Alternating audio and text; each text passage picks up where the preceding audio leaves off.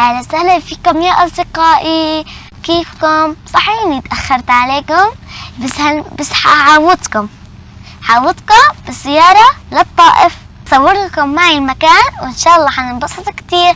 ما تنسوا حزام الأمان وقت ما تركبوا السيارة، هيك هيك. طيب هذا أكتر شي بيريحني مشان لو وقعت ثبتني. لا تنسوا، لو ما نسيتوا وعملتوا لا تنسوا اكتبوا لي على الكومنت.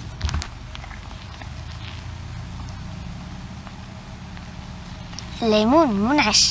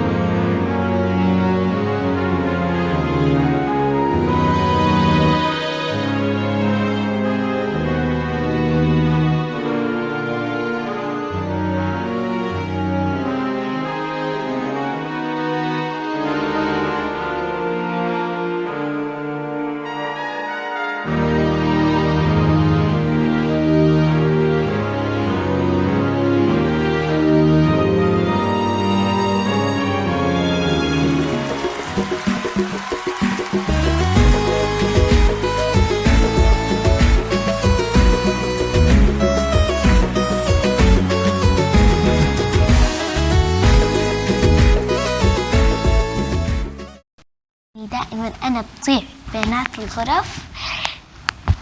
تعالوا معنا عشان تشوفوا غرفتنا وتعرفوا قديش الرقم. هون هلا بدي أفوت على الغرفة، وأكتر شي بحبه إني أفتح الغرفة. دائما أنا باخذ من ماما البطاقة أو بابا، بستأذنن باخذ منهم وبفتح. حفرجيكم كيف بنفتح الباب. شايفين السهم؟ نحطه هيك وبيطلع ضوء أخضر.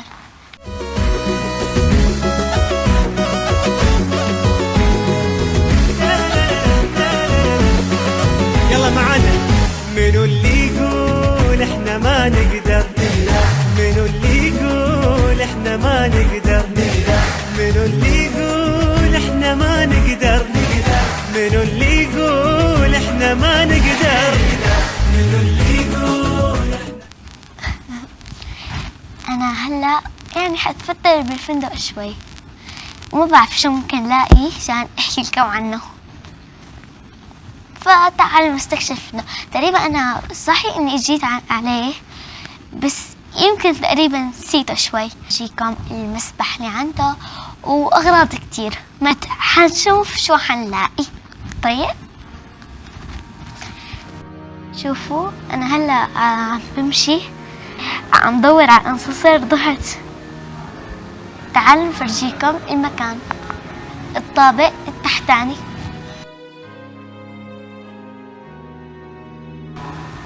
شوفوا كبير طويل، عاملين رسمة غيم كأنه مفتوح. بالمز ريست، مطعم النخيل. شوفوا سمكات كل أنواع وأشكال وألوان، ما بيخافوا حتى مثل القطط. أنا بحب السمكات، بس في مرة ربيت واحدة كتير زعلت وقت ما ماتت، تشبهي كتير.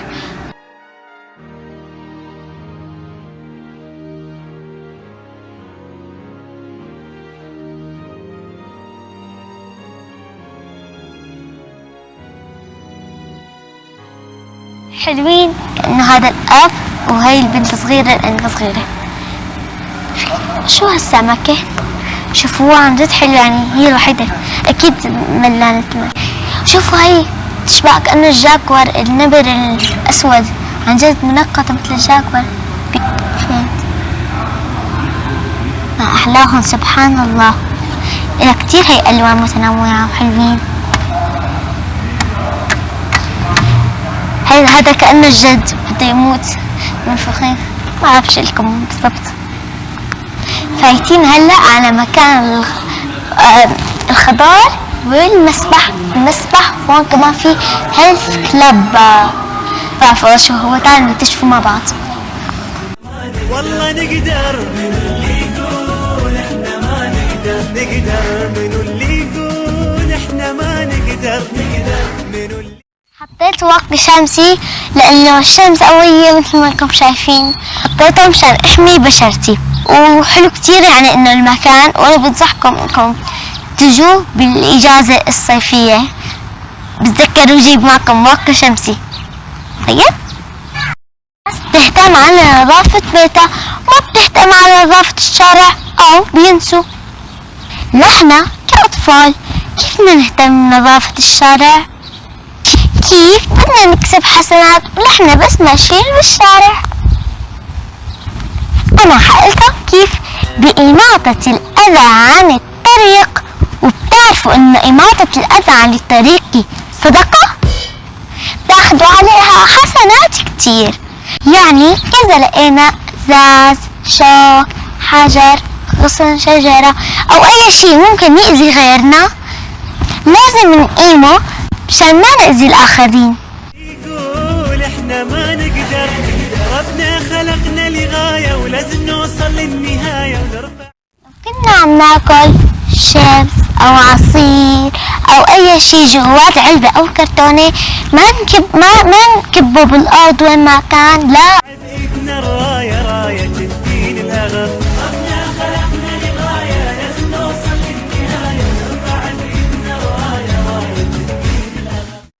نحتسب الأجر عن رب العالمين. بنقول يا رب تعطيني أجر أني حافظت على المكان، لأن الرسول صلى الله عليه وسلم قال إماطة الأذى عن الطريق صدقة، فمعناتها ناخد أجر كبير وكتير. احنا نقدر نرسم البسمة على وجوه البشر، احنا نقدر نترك البصمة ونخلي أثر، احنا نقدر نرسم البسمة على وجوه البشر، نترك البصمة ونخلي أثر، ربنا خلق. وإذا ما كنا متعودين وبنرمي الوسخ بالأرض، لازم من اليوم نتعود من هلأ.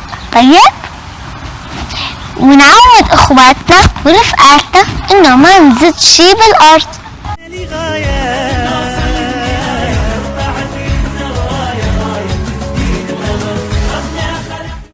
بس انزدتم بسلة الزبالة.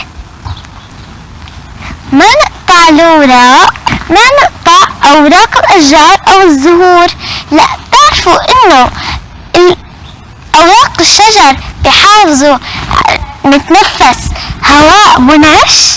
بتعرفوا انه النباتات بتعطينا الهواء اللي بدنا اياه، وبتعرفوا انه بتعطينا الاكسجين اللي احنا بنتنفسه وبتنقي لنا الجو. ريحته حلوة. ما تطفي الورد. شو اجر إماطة الأذى عن الطريق؟ هو سبب انه ندخل على الجنة.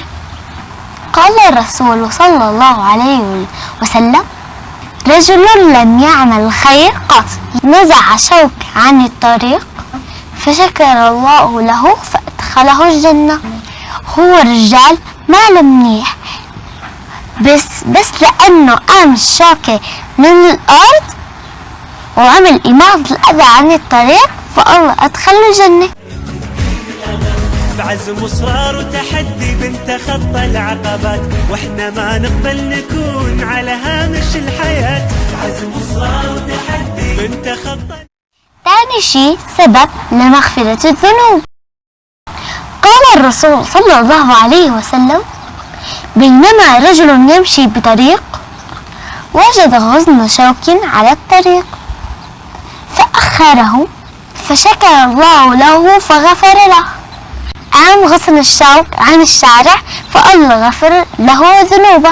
عقبات واحنا ما نقبل نكون على هامش الحياة، ربنا خلقنا لغاية. ثالث شيء إماطة الأذى عن الطريق من الإيمان. قال الرسول صلى الله عليه وسلم الإيمان 70 شعبة. أدناها إماطة الأذى عن الطريق.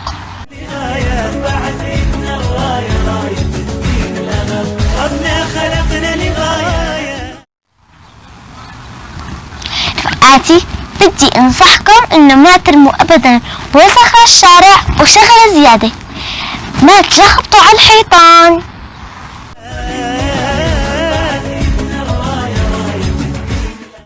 وان شاء الله بيحبنا بيغفر لنا. ومنو اللي يقول احنا ما نقدر، منو اللي يقول احنا ما نقدر، منو اللي يقول احنا ما نقدر، منو اللي يقول احنا ما. لا تنسوا تكبسوا زر الاشتراك اللي هو هذا مشان تتابعوا كل جديد وكل شي مشان تتعلموا. عندي قصة هذه المشاغب تحكي تقريبا عن نفس القصة، عن نفس هذا الموضوع. المصير اللي بكب وسخ على الأرض شو بيصير؟ أوكي؟ حاحط لكم رابط هاي الحلقة صندوق الوصف تحت، وروحوا شوفوا الحلقة واكتبوا لي رأيكم بالكومنت. وإذا عجبتكم الحلقة حطوا لايك. مع السلامة. أسرتي تبقى ملاذي لما يرميني الزمان، بالمحبة تحتضني تزرع دروبي أمان. أسرتي تبقى ملاذي لما يرميني الزمان، بالمحبة تحتضني تحتويني بالأمان.